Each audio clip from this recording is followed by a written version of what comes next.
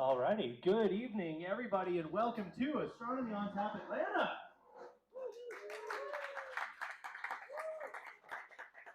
Thank you all so much for coming. I will preface that the weather looks to be cooperating so much with us tonight, so stick tuned afterwards. We'll be aiming for the Orion Nebula through our telescope. But in the meantime, please give a round of applause for GSU Astronomy PhD candidate Tim Johns.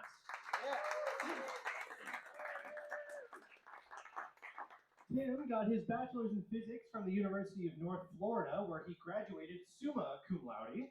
He got his master's in physics at Georgia State University. He is the SMARTS Fellow, that is the Small to Moderate Aperture Research Telescope System, 1.5 meter telescope, and he is a member of RECONS, the Research Consortium on Nearby Stars, where he studies hot gaseous planets around small orange K-dwarf stars.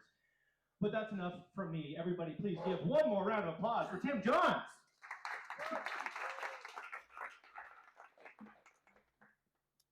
Hi, everyone. My name is Tim. I'm going to be... Oh, there you go. So, many people find interest in astronomy, whether you're pursuing it as a career or whether you attend random bar talks, because you want to know the answer to the question, are we alone in the universe? And that's really the primary motivation for this talk today. There's only one planet we know of with life, and that's us here on planet Earth. We orbit a yellow dwarf star once every 365 days. Excuse me. And yeah,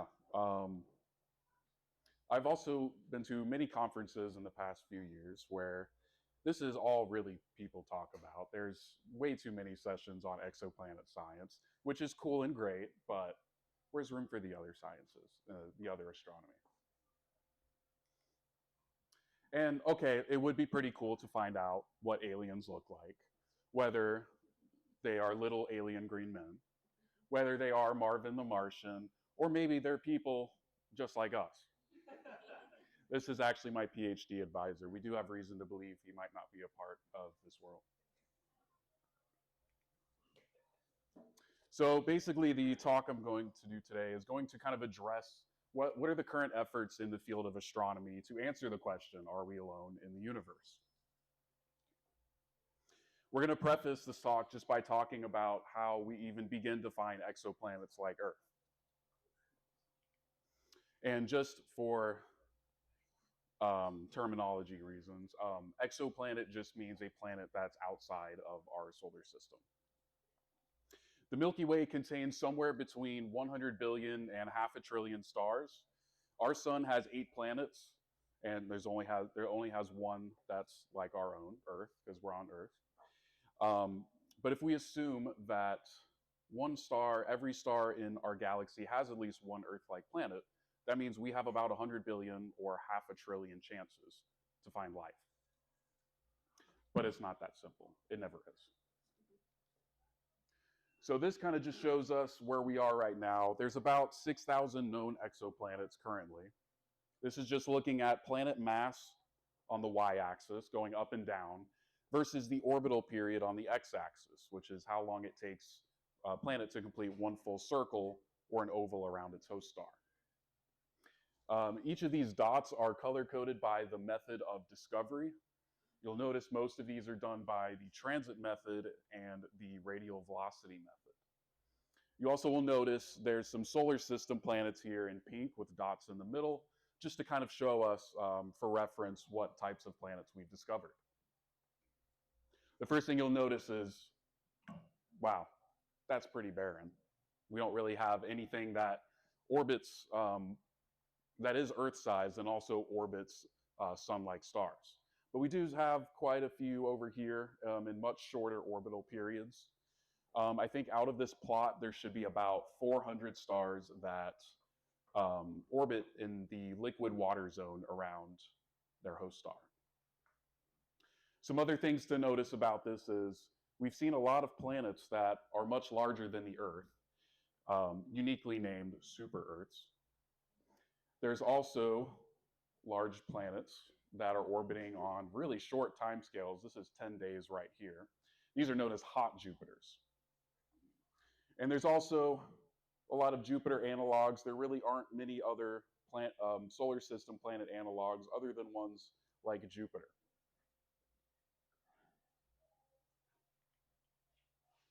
So we're going to discuss how we even find exoplanets, first by starting with the primary two methods that exoplanets have been discovered with, and that is the transit method and the radial velocity method.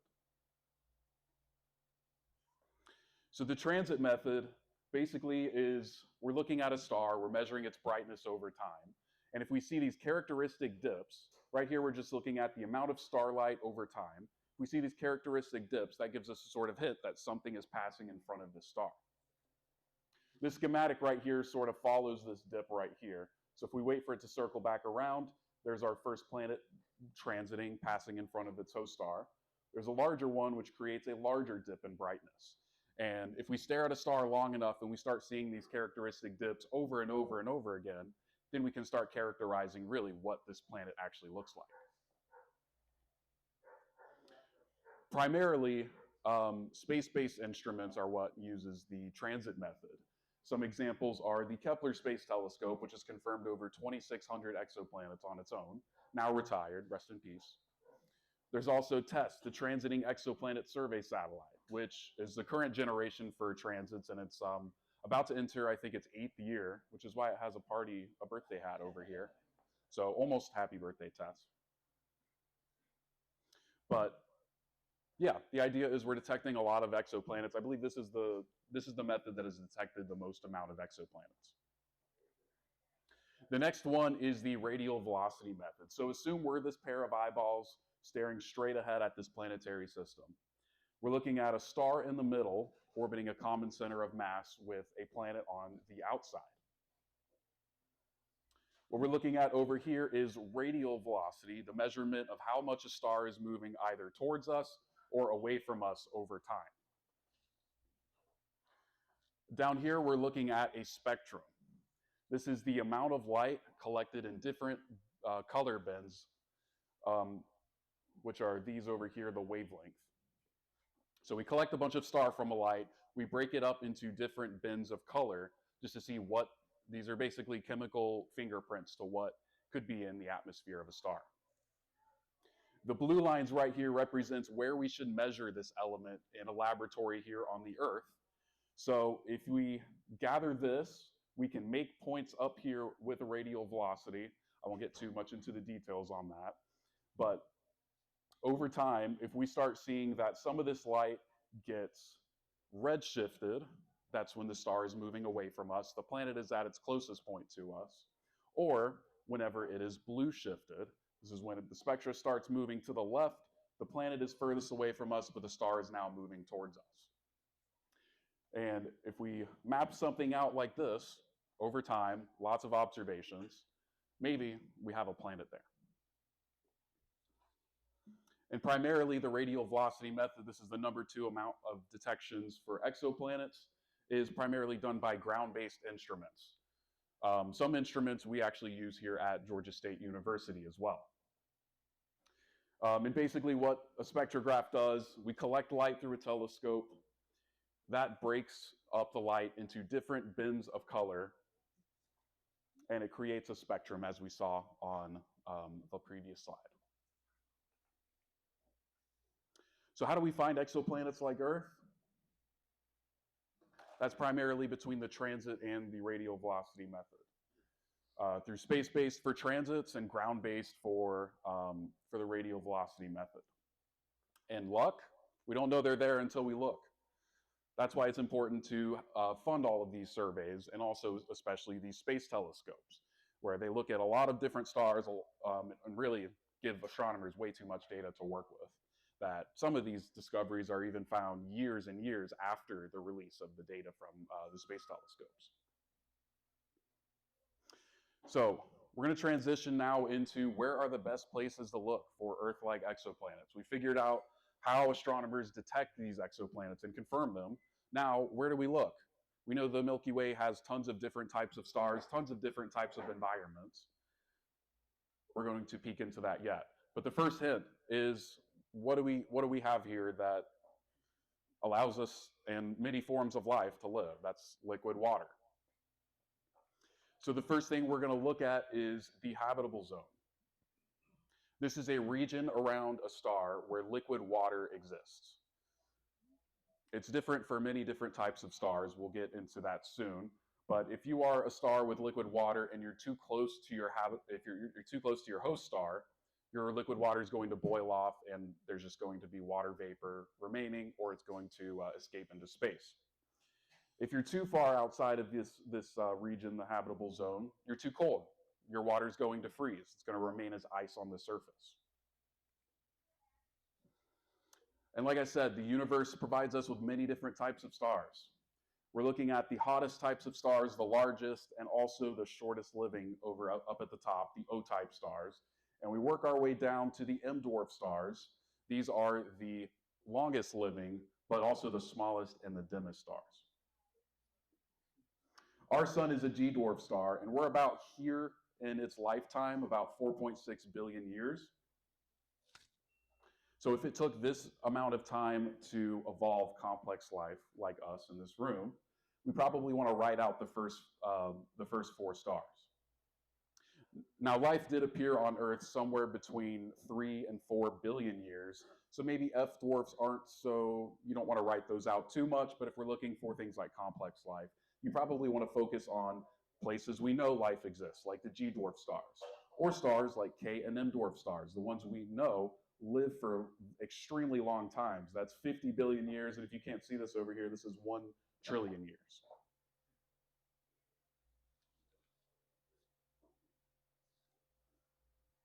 And I have to put this up on here because my advisor's here. That's all. No, this is a fun little schematic that tells us the statistics of stars within 10 parsecs. So these are the amount of stars we see locally and the frequency that they show up.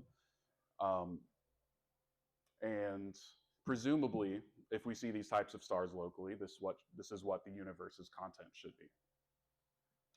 So what we see right away is that the G, K, and M stars, those are the ones that we already highlighted as possibly the best places to look for life, are also the most numerous stars in the universe. We don't care about white dwarfs too much. These are just the cores of dead stars. These stars have already lived out their lives and shed out their outer layers, which probably doesn't sound too nice if you're a planet orbiting a star that does that. You probably don't want to look for life there. Who knows? Maybe there's something there. But the best chances you're going to find are those G, K, and M dwarf stars.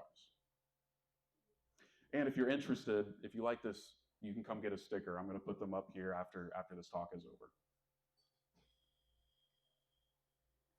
So what we're going to look at here now is a simulation. Let me pause it. Okay, so this is a simulation of the habitable zone. Basically, okay, 1 second. Right here, play. I'm going to play it manually. Okay, so the idea here basically is just that the habitable zone is also not a constant thing. As stars evolve, they're going to get brighter and also increase in radius, and as such, the habitable zone is also going to move. So for a star like our own sun, a G dwarf star, looks like, where are we here? Here we are. So maybe about right here is where we are currently at. Let me see if I can pause this. It was working when I tested it out later. But about 4 billion years is currently where we are in the age of our solar system. In about another billion years, the Earth is going to leave the habitable zone. Uh-oh. We're going to need a new place to live.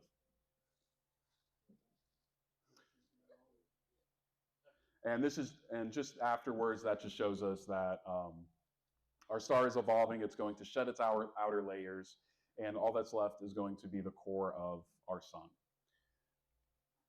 If you weren't convinced about OB and A stars, notice the timescale difference is a lot more different here. We're now looking at just millions of years that these stars are around. That's not enough time to develop biological life. On the other hand, there's also K-dwarf stars.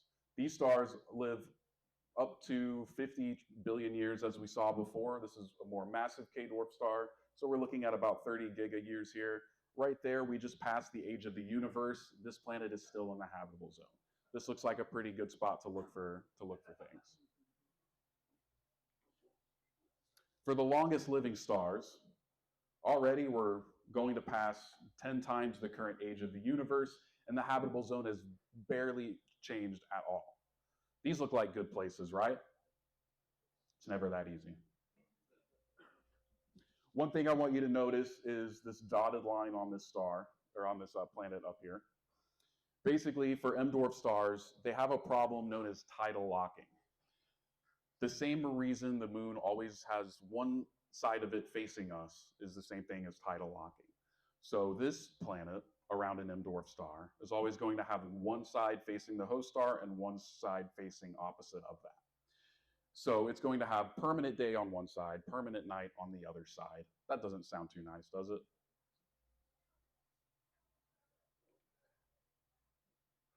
Just to recap what we learned a little bit about GK and M-dwarf stars. M-dwarfs, the habitable zone is a lot smaller. It's a lot closer into its host star as well. K-dwarf stars are a bit more outwards. G-dwarf stars, the habitable zone is a bit large. But remember the frequency differences between these. M-dwarfs are the most common star in the universe. Ks are a bit more common than G-dwarf stars. And other things to mention here is this column right here, X-ray irradiance. This is harmful radiation. Measurement relative to the Earth, M-dwarf stars are actually receive about 400 times that the amount of X-ray irradiance that we do here on the Earth. That also doesn't sound very nice. But they do live a lot longer. K-dwarf stars also live a lot longer. These are still the best types of stars to look for life around. So the best types of stars, I think we've decided.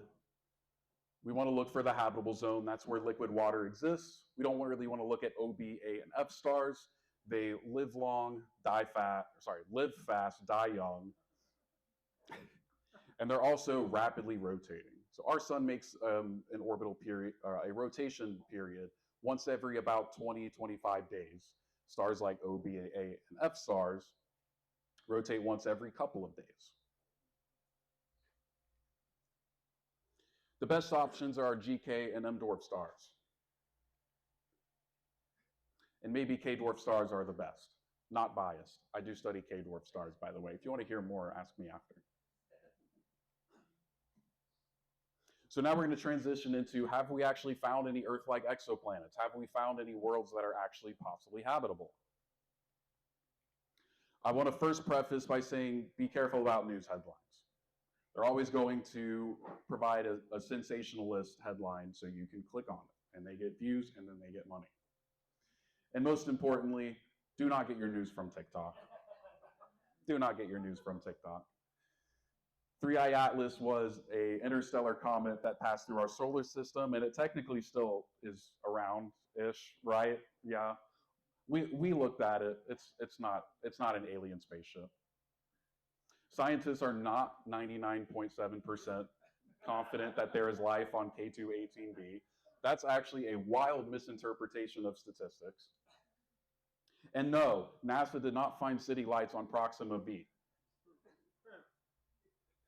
I'm scared at how many views all of these have as well. That's almost 1 million people. But what is there on Proxima b? Actually, the correct name would be Proxima Centauri b. Proxima Centauri is actually, I think I skipped a slide, hold on, there we go.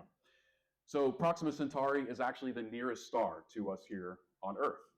This is the nearest stellar system that, funny enough, contains one G-dwarf star, one K-dwarf star, and one M-dwarf star.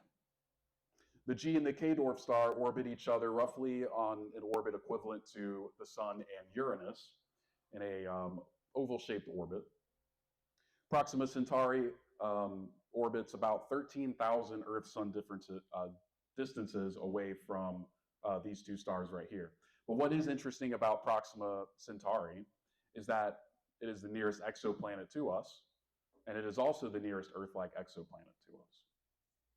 This system is about 4 light years away, so if we could travel at light speed, it would take us 4 years to get to.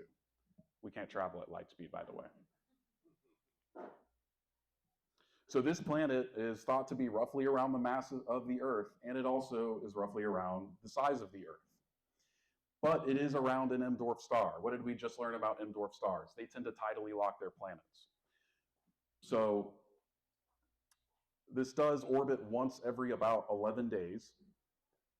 We don't know anything about its atmosphere, but there is some interesting science that could possibly take place in the 2030s that will possibly use cutting edge technology and also new astronomical techniques to probe its atmosphere. To actually probe atmospheres of exoplanets, we have to have something that is transiting. And so we'll get into the TRAPPIST-1 system. You may have heard about this system in news articles, but this system contains 7 Earth-sized exoplanets, 3 of which are within the habitable zone of the host star. What's also interesting about this system is, unfortunately, it is another M-dwarf, but all 7 of these planets are compact well within the orbit of the Sun and Mercury.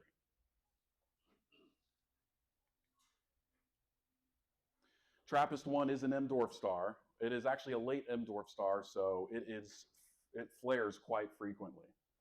The important thing, this is an animation of our sun flaring, for example. We have to remember how close these planets are to its host star and how affected they could be by these flares. And as scientists and astronomers are watching this star over and over again, we're just looking at light again up here on the y-axis over time. We're looking for transits, but we're also seeing flares. We're also getting dips in brightness from spots. The sun also has spots sometimes, but since M-dwarf stars are a lot smaller, these spots can take up large fractions of the surface of the star. So it makes things a lot more difficult for astronomers to really characterize these planets. But we've done a little bit, and we'll get into that. The other important thing to mention is our sun, well, stars can also produce what's known as superflares, which are much more extreme energetic events than flares are. Our sun's last superflare was in 1859, or known as the Carrington event. Flares on stars like TRAPPIST-1 occur maybe 4 to 6 times per year.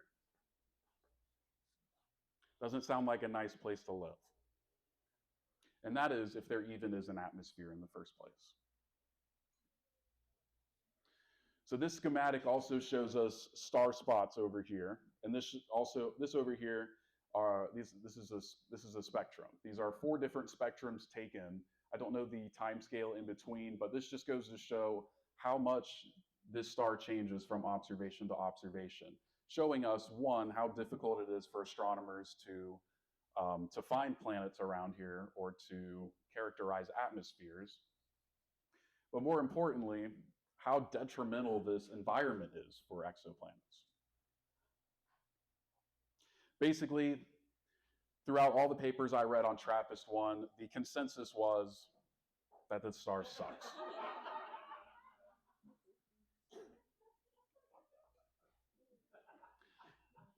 And bear with me on this one.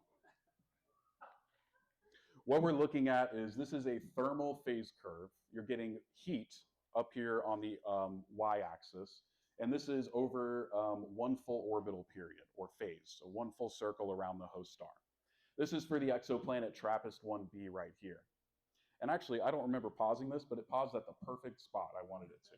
Amazing.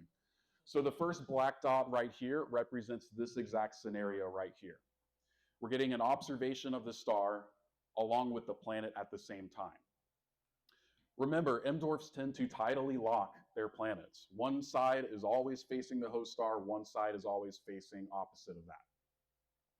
So at this point, we're looking at the night side of the planet. We shouldn't detect that much heat on it, or we should detect that much heat on it if there is an atmosphere. As we're seeing, this is very small. We're either seeing a very thin atmosphere or we're seeing nothing at all.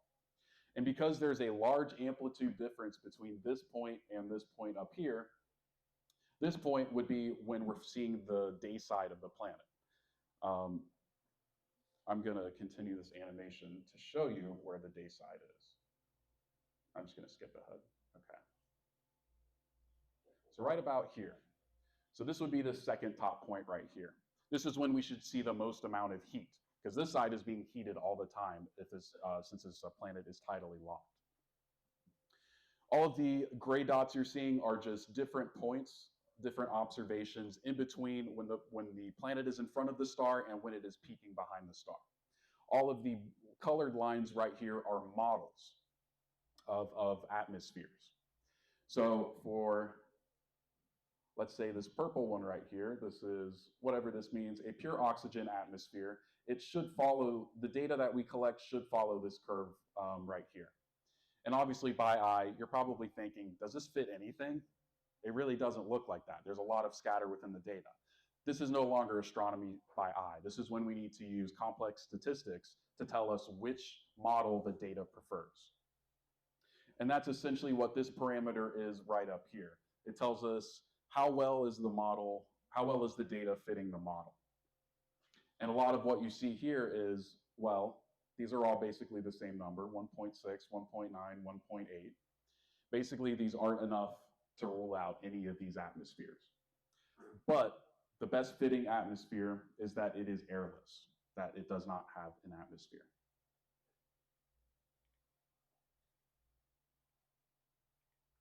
So overall, we said TRAPPIST-1 has 7 planets, 3 of which are in the habitable zone. What do we know about it so far?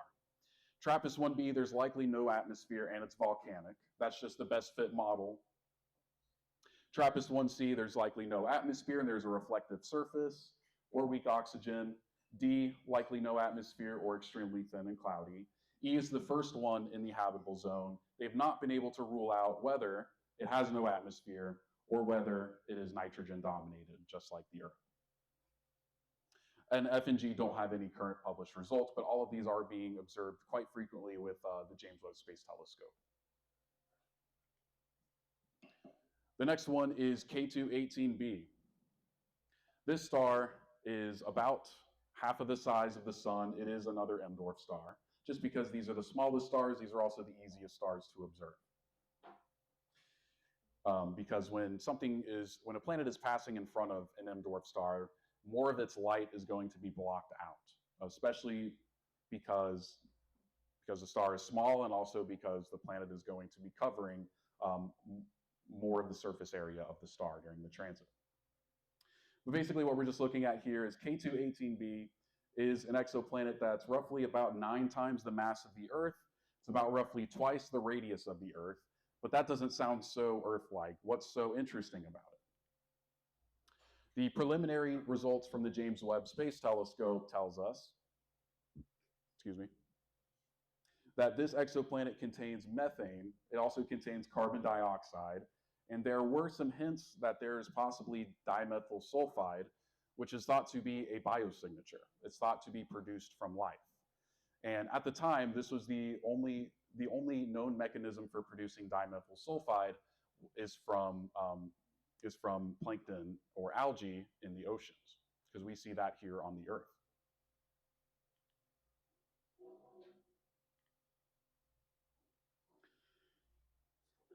Skipped another slide.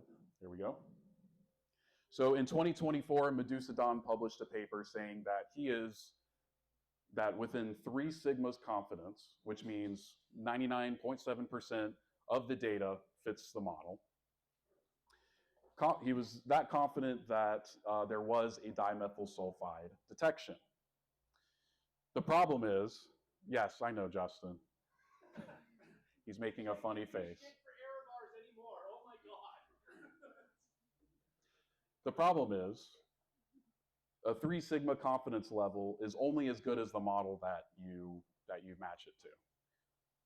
Many other astronomers followed up on this work and matched the same data with different models and also found, oh, we can also say that this atmosphere is met at a 3 sigma level.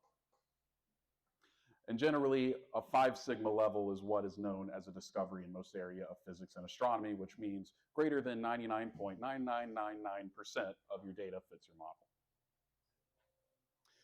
So this paper came out basically saying, yeah, well, the data also fits a Neptune-like scenario if this planet had a Neptune-like atmosphere. There was another paper that came out that said, yeah, well, it doesn't actually statistically prefer that model over a flat line.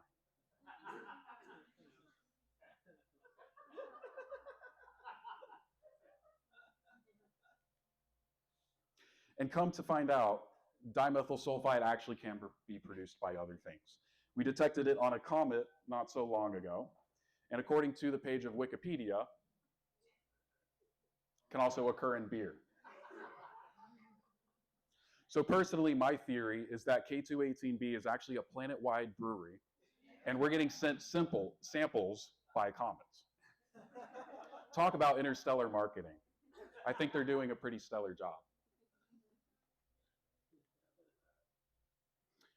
And this is just one last honorable mention. This is possibly known as, not yet, this is LHS 1140b.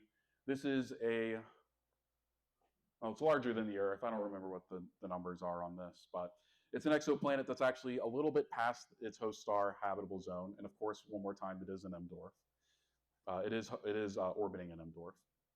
But it is slightly past its host star's habitable zone, but it is still tidally locked. It's thought to be frozen, but its day side would get warm enough that it would actually melt the ice on the surface here, and you would get an ocean about the size of the Atlantic Ocean, and the rest of the planet would be frozen. Pretty cool. But not much else is known about this exoplanet. There's a lot more that needs to be looked at. It's ruled out that it has a Neptune-like atmosphere. It's ruled out that it has a hydrogen-like atmosphere. There's some possible evidence for a nitrogen atmosphere like we have here on the Earth. But liquid water is also unconfirmed with the papers that I was seeing. So I don't know where this sci-fi idea came from, but it is pretty cool to think about. It is.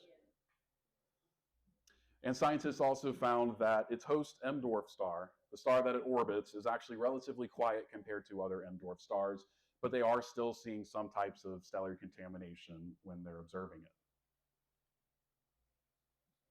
So have we found any Earth-like exoplanets or possibly habitable worlds? No, not really.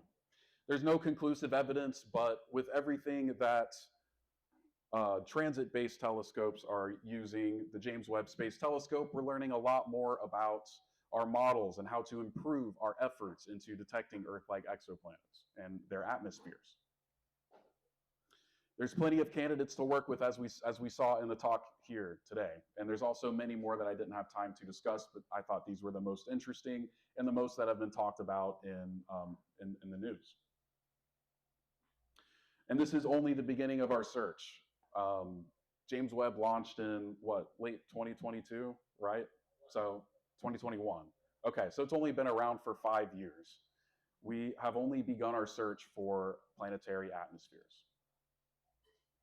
And what's going to come next is the Habitable Worlds Observatory. This is this is expected to be launched possibly in the 2040s.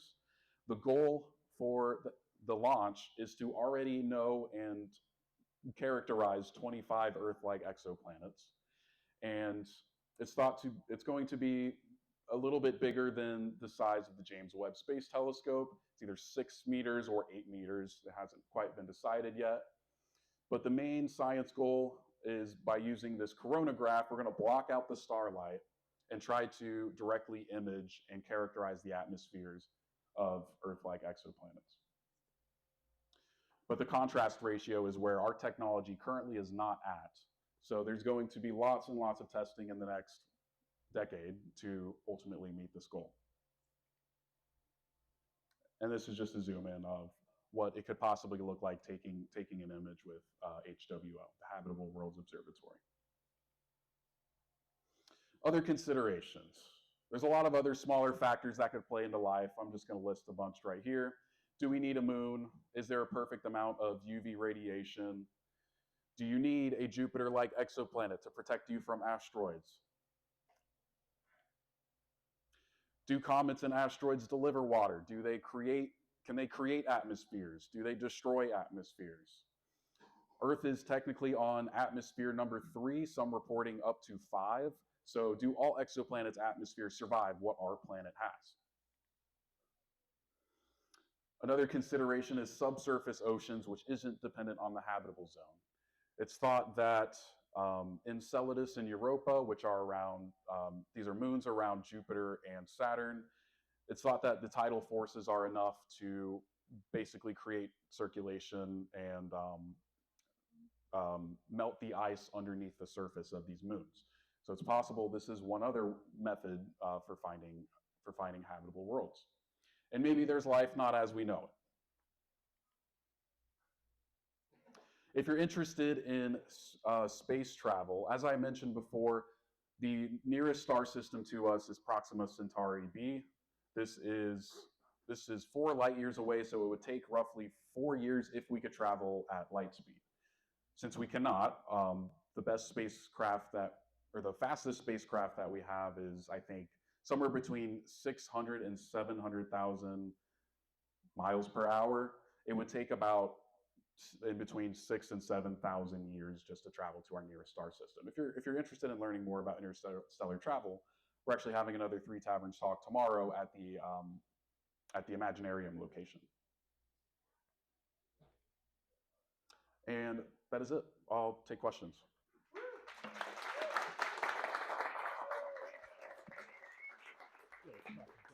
Thanks. Thank you so much, Tim. Just a little blurb. If you want to know anywhere that we will be at any time, please scan the QR code. Either of those two on the top, that takes you to our website, that takes you to our Instagram.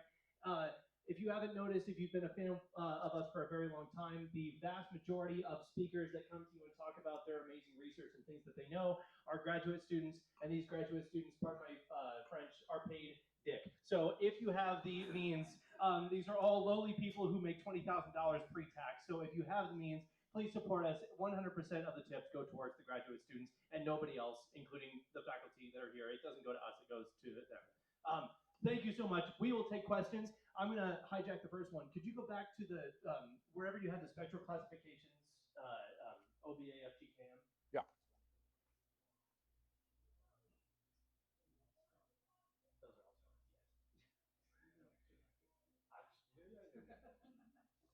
All right, I am going to steal something from a retired member of Recons and Smarts, Dr. Andrew Kuperis, who made up his own acronym for OBAFGKM. Old, bald astronomy faculty give killer midterms. Now, It's pretty good. neither of us are old and neither of us are bald. Neither of us are bald. Anyways, we will take questions. Anybody got a question in the audience? You say that these planets get tidally locked. What causes that to happen? I'm curious. Good luck. Yeah, tough question. It's basically the proximity between these two bodies, the gravitational forces between them cause them to sort of lock to each other. This is the same reason why the moon faces towards us, and also the same reason why we see tides here on Earth. It takes more energy to spin at a different rate that you orbit, and everything tries to find the least energetic way to do everything, and the least amount of energy that it would take for you to orbit around somebody else is for you to constantly face the same way of the thing you're orbiting. So given enough time, everything will become tidally locked if they're close enough. Yeah. So assuming the moon is the reason for life on Earth, then you've got a bigger job ahead, I guess. And so what's the chance in the universe, how many moon-like Earths are there?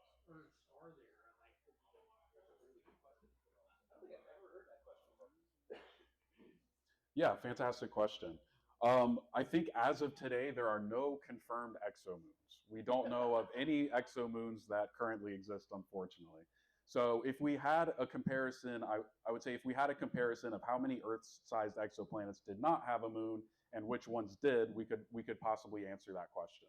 But as of now, I think there are only a few candidates, and even some of the candidates sound a bit out there. I think the only candidate I can think of at this moment is something that is larger than Jupiter and has a moon about the size of Neptune. Really? I don't remember the star name, That's but awesome.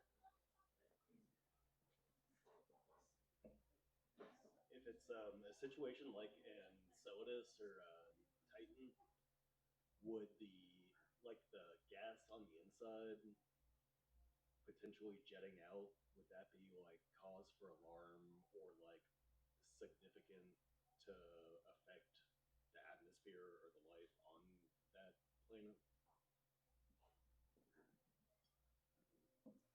yeah, great question.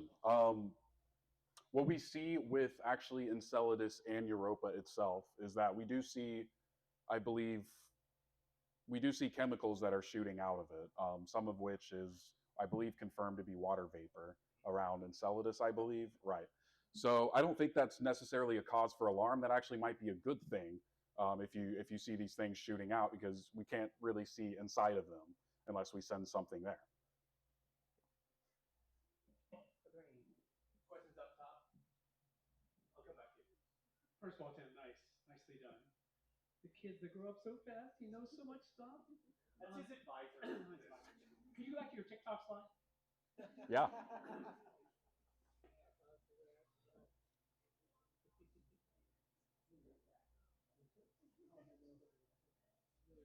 I just want to know your motivation for blacking out their eyes and other information. Are you trying to protect them? Because I think they should be exposed. I'm trying to protect you all from looking these people up. Get your news elsewhere.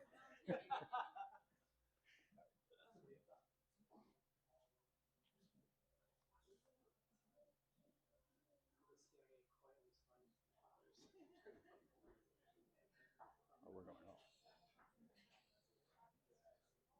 Hello. Going off of the very last bullet point of life not as we know it, and this might be outside of your scope as a physicist, but why do we assume that liquid water is a requirement for life? And are we looking at other kind of biomarkers from planets that might not meet these requirements? I wish there was more people in our field that would ask that question. Thank you.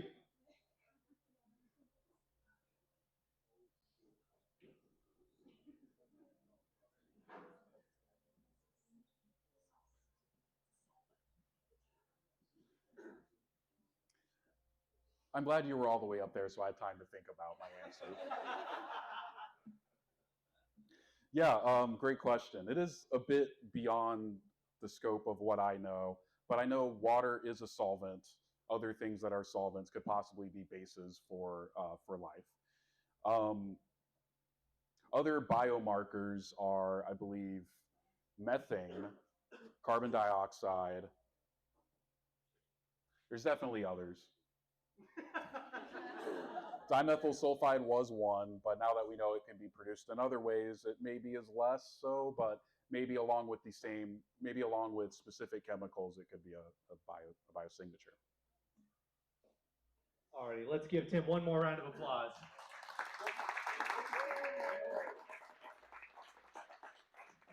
Please join us tomorrow at the Imaginarium location of Three Taverns for a presentation by the chair of the Physics and Astronomy Department of Georgia State University. In the meantime, we'll be setting up the telescope, trying to look at some cool stuff. So stick around. Please join us outside. In the meantime, please grab a beer. Thank you, everybody, so much.